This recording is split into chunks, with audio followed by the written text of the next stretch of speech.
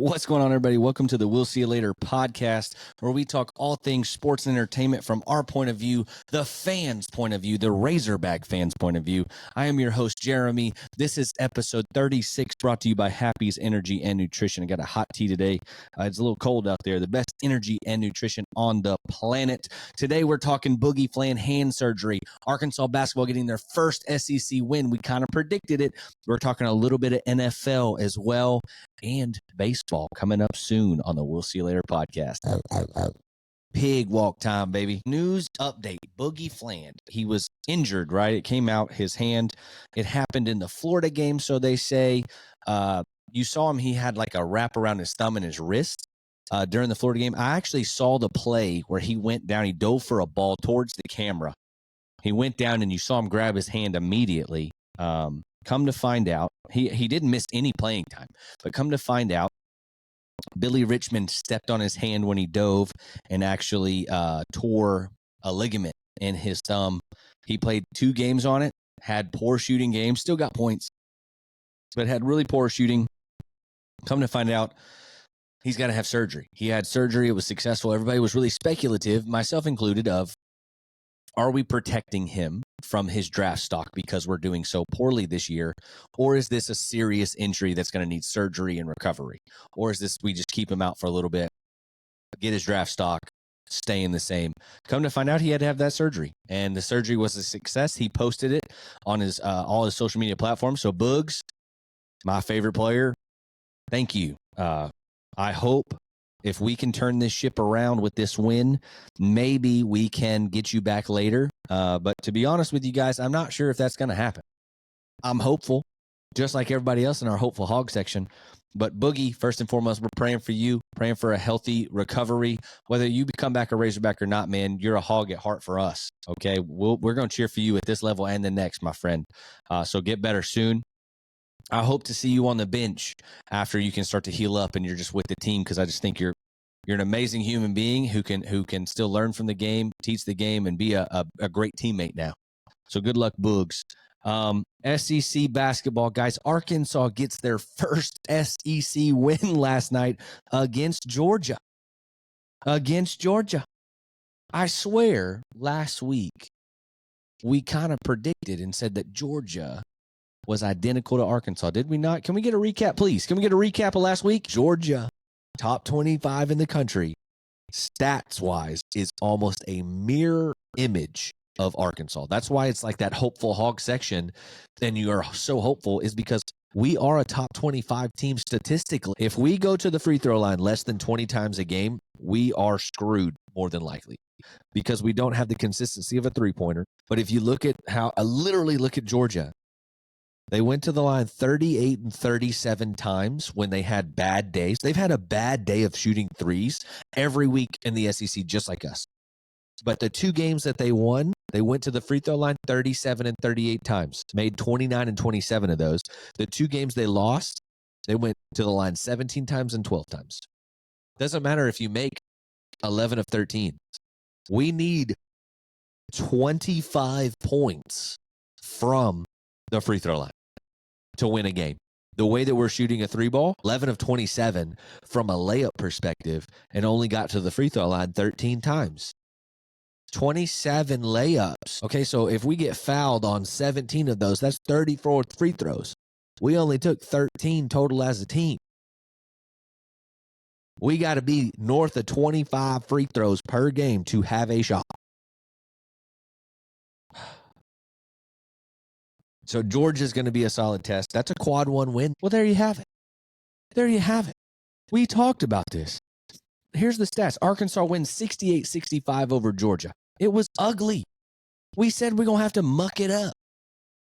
Adu Thero leads us 5 for 8 for shooting, 17 points, 11 rebounds, has the game-winning free throw, and misses the free throw short with about a second and a half left, gets his own rebound, puts it back up for a layup, ball game's over, we win by 3. But this was Carter Knox. Hello, wake-up call. Carter Knox has 13 points.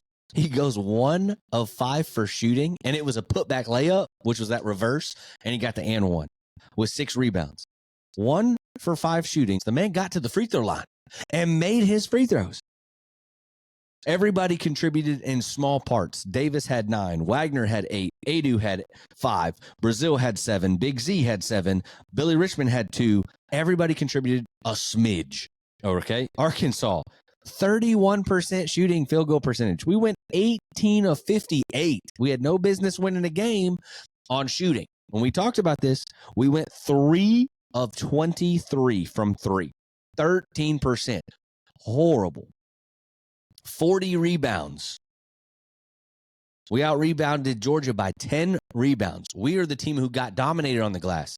What's crazy is Georgia's really solid in the top part of the country on rebounding. We out-rebounded them.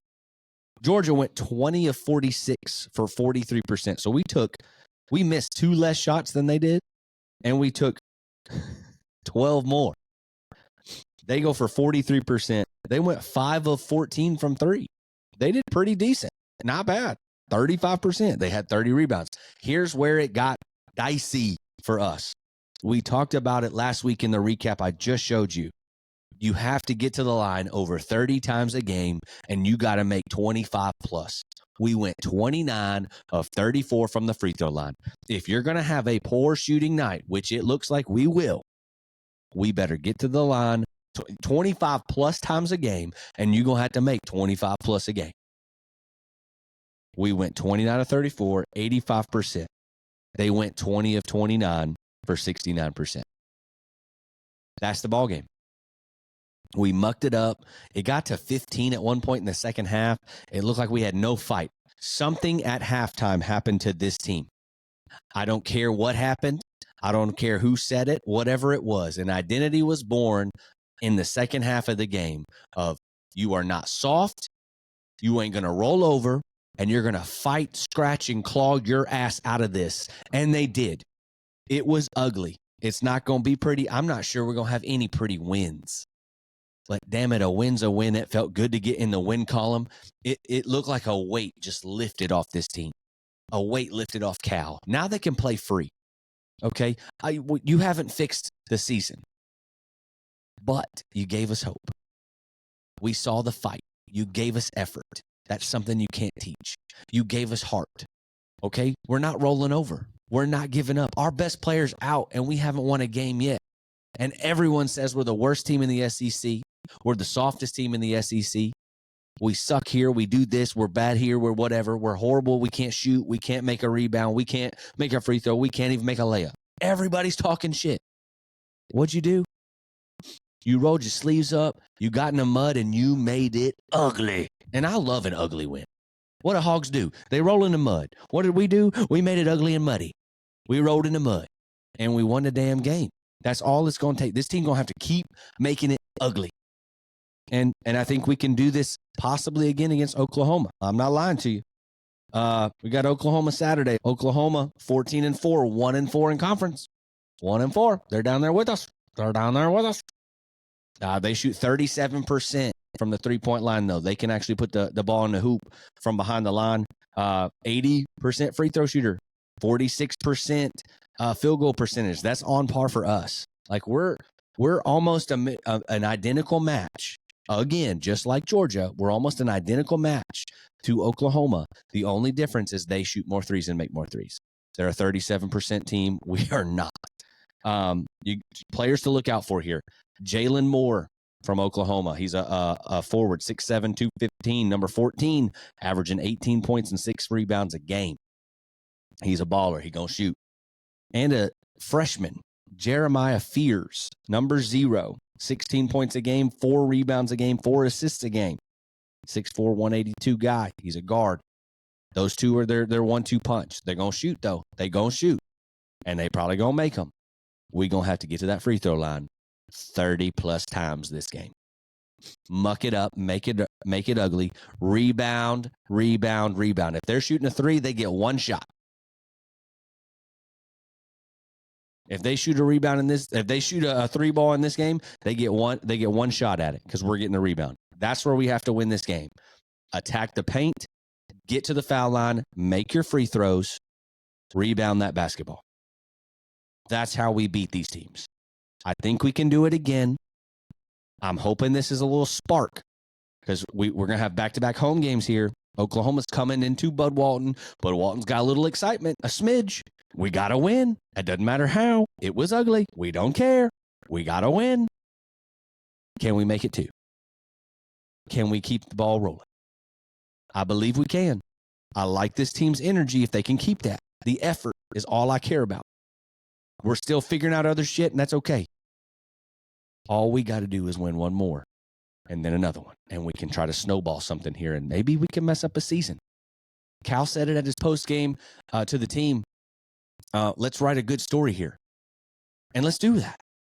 Right now, a lot of people just talking noise, ourselves included. We're hurt, we're angry, we're mad, we're pissed off, we're everything you can imagine. We're embarrassed. But damn it, we're right here with you. I don't like talking negative about this team. I love this team. I'm heartbroken that Boogie's gone. But damn it, use that as fuel.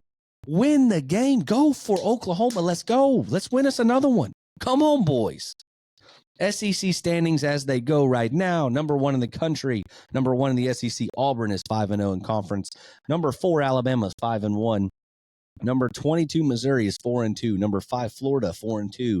13, A&M is 4-2. Number 6, Tennessee, 4-2. Number 16, Ole Miss, 4-2. Number 9, Kentucky, our next game after Oklahoma next Saturday, is 3-2. Number 14, Mississippi State, 3-3. Followed by Vandy at 3-3. Georgia, Texas, both 2-4. Oklahoma, LSU, both 1-4. Arkansas, 1-5. And South Carolina rounding out that bottom at 0-6. Arkansas is no longer tied for last in the SEC. Let's keep it that damn way. Please and thank you. Please and thank you. Golly, it has nothing to do that we just won the game. It's the way we did it. We had no business really winning that game other than coming from the heart and the effort plays and the go get. The go get the ball, go get the rebound, the go attack the basket, get fouled, draw contact, go to the line, make your damn free throws. We did it. I'm just pumped about it. I was losing my mind last night because it was like the last 10 minutes of the game, I go, here we go. We're down 15. We're going to make a little run. We're going to keep it within 7 to 10, and then they're going to pull away. We're going to lose by 13. The end. This team's just going to roll over. This is literally like it keeps happening. And they finally put their foot down. And they needed some help from Georgia. They got some help from Georgia. They attacked the basket. They got to the line. They made their free throws. It's like, whoa, what's happening? What's happening? We're only down 2. Oh, whoa. We're winning? Oh, we're tied with under a minute to go. Oh, we're winning again. Oh, put back. Crowd goes crazy. I've never seen. It was a horrible game.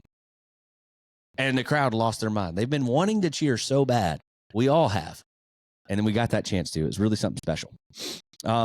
Baseball starts up next month. I can't wait. That's my jam. Razorbacks started introduced a new baseball uniform. It looked like the white Razorback one that we had last year is gone, possibly. Pinstripes are in, grays, creams are never going anywhere, and it's got Arkansas on the top part of your. It's got Arkansas on the top part, and underneath it, it's got Razorbacks like through the S. So the bottom of the S peels off into like a banner, and it says Razorbacks. It looks very clean. No number on the front. I think it's just the back number. It's a lot more professional and a lot less high school collegey. I dig it. I do have the old school gray one that says Arkansas across it. I just like the gray. I'm digging this white. I think we're going to have 3 combos of the white with the red writing here. It's also going to be red with the white writing, and I think they're going to do a gray one. And I'm pretty pumped about that. And they're probably going to do the pinstripe as well. The white pinstripe one. They look good, baby. They look good. They introduced the pinstripes last year. The pig stripes, as we called those. Baseball team's going to look good. They're preseason number 5. We're going to really deep dive into them next month when season starts.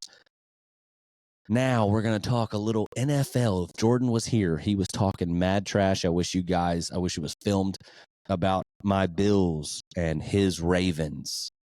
Well, I obviously picked the Bills to win. Last week I went 2-2. I picked the Bills Chiefs. I also picked the Rams and the Lions. Lions lost to Washington. Wild. Jaden Daniels is the real deal. And Philly beat the Rams. Matthew Stafford threw the ball four yards out of bounds on the last play of the game. I was a little confused, but it is what it is. But let's do a little stats here because the main game was the Bills and the Ravens. And everybody said that the Ravens had 3 turnovers and had so much more this, and this, that the Bills got lucky. No, the Bills had a game plan. They played sound football, had 0 turnovers. Josh Allen had 126 yards passing, went 16 of 22, 1 sack, 5 yards per pass. The Bills only had 1 penalty, no turnovers, 20 first downs, and 273 offensive yards. Lamar, on the other hand, had a better day when it came to yardage, 240 yards. So he almost doubled Josh. 416 yards of offense, over 130, 40 extra yards.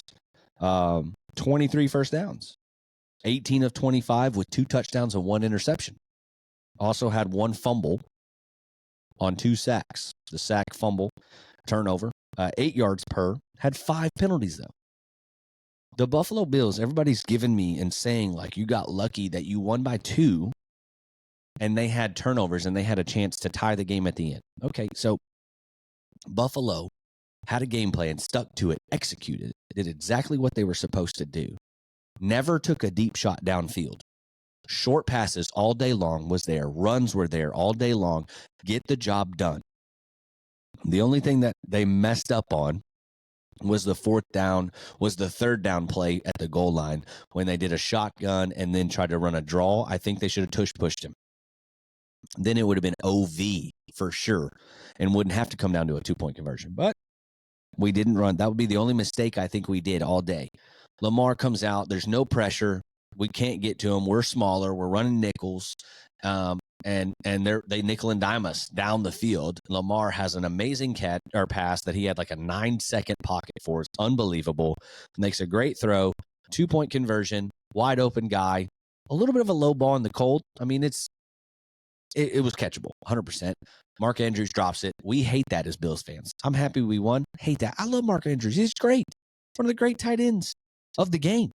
He drops the ball. We win the game. And everybody's like, oh, you 2-point convert. First of all, after we're done with the argument of sound football and played correctly and executed a plan, you can't tell me that the Bills couldn't have turned it on and ramped it up if they had to. They didn't have to. They were playing the game smart the whole game. They could have turned it on and turned it up. I just realized I didn't turn that light on. All right.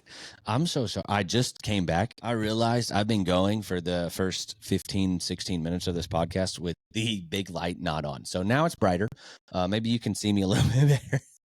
That's on me. That's on me, guys. It's Thursday afternoon, and I don't know what the heck I'm doing.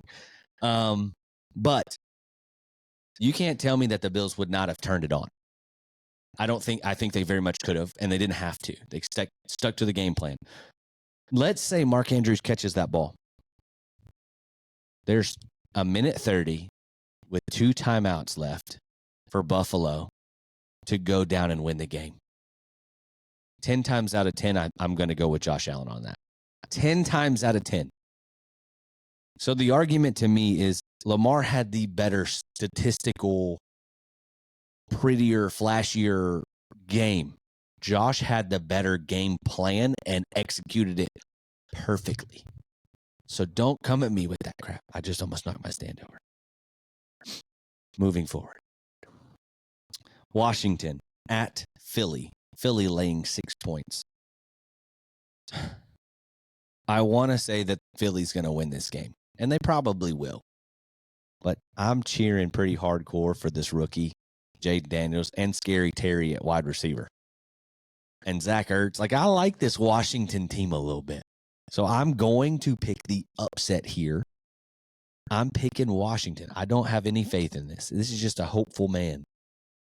Also, I'd rather see Washington in the Super Bowl than Philly if I'm a Bills fan. So I'm picking the upset here because I'm also picking the other upset. The Buffalo Bills are at Kansas City. Kansas City's 1 point. Laying 1. I think Buffalo wins this game. Yes, I'm a crazy psycho Buffalo Bill fan, but I think they win this game. I watched the Kansas City game. Okay. I watched we're going to put in quotations if you're not watching, the targeting that gave him a 15-yard penalty to help Patrick Mahomes. I watched him bait two defenders as he's tiptoeing around the sideline, and then he drops down and gets a targeting call when they didn't even hit him. They hit each other. I watched him flop out of bounds like a fish out of damn water. I watched all that. The Houston Texans, one, were getting screwed on the penalty side of things. And two, offensively, they couldn't get anything going. Three, they left Travis Kelce wide the hell open. I don't know why. I didn't investigate that much, but Travis Kelce was open every play, it looked like. I don't think that happens with Buffalo. I mean, Travis Kelce might be open. I think that we're going to get a turnover or two against him. I think against Patrick Mahomes. I think we're going to get some bull crap penalties against us for sure. But I'm thinking we can get some stops. And I think that Josh is going to do Josh things. I think he's going to turn it on. I think he's going to have a game, a real game. And I think he will. Mistake-free. He's focused, man. It's crazy. We've never seen Josh Allen like this, and I love it. He's focused beyond belief. He's playing free, it looks like. Like, he's not spazzing out, but it's like mentally he's in a great spot because he's not freaking out, but he's also not making a mistake. Like, it's weird to see because normally Josh is a little sporadic at times. Like, he'll make an effort play that's a little, what are you doing? Oh, yay. Or, oh, damn it, wrong goal. He hadn't done that. Other than whenever on that third down play I talked about, he went to rush it. He turned around, whether you will admit it or not. He 100% was about to pitch that ball back while being drove back. Like, that would have, oh my God, if he would have fumbled there and they would have went and done something with that, like, he would have been buried alive by people for weeks. But he's going to have a game. I believe in him. Angels in the outfield style, baby. I believe in you, Josh Allen. I believe in these Buffalo Bills. Bills to the Super Bowl. Bills winning it all this year. Bills, Bills, Bills. Let's go, Buffalo. I'm telling you. So, those are my picks. Now we're going to get into, real quick, before you guys get out of here, the how you're really doing section. And, man, I got to tell you, I'm doing good. I really am. I talked to you guys before my wedding, and I was having some really bad panic attacks. Never had those before in my life. Started having panic attacks. I didn't know what was going on. I really dug in and prayed, and I've been praying a lot about just stress and letting it go, man. Like, letting go of what you can't control anyway. So why am I freaking out about it? You know, my business, what's our next step with life, kids, marriage, everything was on just my dad, you know, all this stuff was just weighing in on me, and it felt like a ball right here, and it would just squeeze when it wanted to squeeze. It would just take over, and I couldn't breathe. I would panic. I would have like out-of-body experiences. It was getting weird, and I'm a person who doesn't know what that really means. I'm happy to say I haven't really had any of those things since the wedding, really. And I give that credit 100% to my Lord and Savior Jesus Christ. I'm doing great. I really am. I just feel like I'm in a better place, you know, mentally. And, you know, I had a lady come in today that said, like, hey, or yesterday, she was so sweet. And I don't think she knew how much it meant to me of, like, Jeremy, she came to my store. She passes other stores to come here. And she said, I don't think you understand that I can go to a lot of places, but I come here because of you. And I was like, oh, really? And she was like, your energy, you have a gift. You have a gift of connecting with people and being vulnerable and being honest and pulling that out of other people. And it makes me kind of emotional because I feel that gift. Like, I'm finally not ashamed of that gift. I was ashamed of it and I hid it. I accept that gift and I want to use it to the best of my ability. So that's what I'm trying to do here. That's why we're trying to get to at least 50 subscribers so we can go live and you guys can literally comment and interact with us. That's what I really want to do. I want to have you guys on here talking to us, talking trash, talking positives, asking for help, telling me your thoughts, whatever it is on anything, man. I want to do that. So if you're not subscribed, guys, it's free. So please hit that subscribe button right there. Click on it. Click on the bell. It lets you know whenever we post. We post once a week. We post one big video a week right now, and we are going to be posting shorts throughout the week as well. But I'm doing really good this weekend, man. I'm excited. I'm actually going to Fayetteville. I'm not going to the game. Okay, I'm not going to the Oklahoma game. I'm going to an Ian Munsick concert. That's this hat back here. If you guys haven't seen it, I've seen him twice now with my wife, our best friend Amanda, Destiny. Her boyfriend Justin went with us last time. And my really, really good friend Barney's going with us this time. He's 38. He's never been to a concert in his life. I cannot wait for this moment. We leave tomorrow, Friday, and we have a sick Airbnb on Beaver Lake and Rogers. It's going to be gorgeous. And then concert is Saturday. It is Saturday night. We're going to have a great time, and we're coming back Sunday. So you guys are going to hear about it on the next podcast. It's going to be a blast. If you're following jeremy.lee.wilson on Instagram, I'll be posting like crazy on that. And then the We'll See You Later Instagram as well. Okay, it's got the little photo of us, if you can see it, or I don't know what corner it's in. But yeah, guys, I'm doing good. I hope you're doing great. I hope you hugged on somebody's neck today. You told somebody how much you love them or what they mean to you, and that you're grateful for them, because I'm grateful for you guys. You know, our views are moving around. We'll get 10 views. We'll get 300 views. It doesn't matter. Just thank you guys for tuning in, for sharing stuff with us, messaging me. I got a message from somebody that was very personal, and I really appreciate that, for being open and honest with us. So, guys, I'm going to get out of here. But before I do, there's 3 things that you need to live by before you leave, and they're very, very important. So stick with me. Number 1, don't piss into the wind. Bad idea. Number 2, especially for this weekend, Hogs by 90. And number 3, probably most important, never, ever, ever trust a fart. And until next time, guys, we'll see you later.